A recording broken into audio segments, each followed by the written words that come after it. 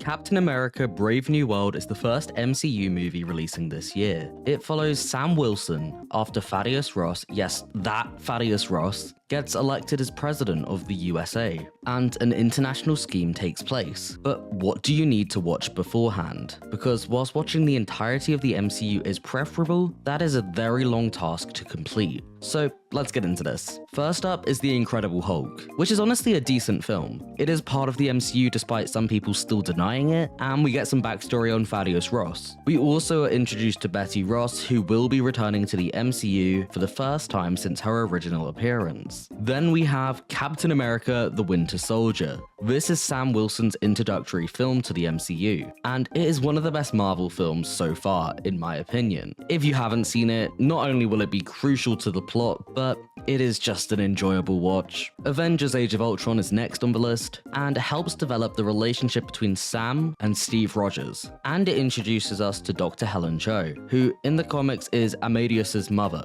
Then it's Captain America: Civil War, as we get even more into the political scope of the world in regards to enhanced beings, as well as more character development for Sam. Avengers: Infinity War and Avengers: Endgame are also on this list, as we get to see Sam working for Steve's secret team in the Avengers, fighting against Thanos' children, and eventually being given the mantle of Captain America by Steve himself. The Falcon and the Winter Soldier is an essential watch, as it highlights Sam's reluctance to take on the role of Captain America, and his also not so friendly relationship with the US government, something that will likely affect the plot of the next film. Due to one of the characters being a former widow, Black Widow is also going to be a helpful film to watch to understand parts of the character, and also just because it's an amazing film to watch. Eternals may not be the most popular of the films in the MCU, but it is the introductory point for Adamantium in the franchise. And finally, we have She-Hulk: Attorney at Law. You could probably skip it, but it is a Hulk-related series, and I did enjoy it, so if you got the time, I'd include it too.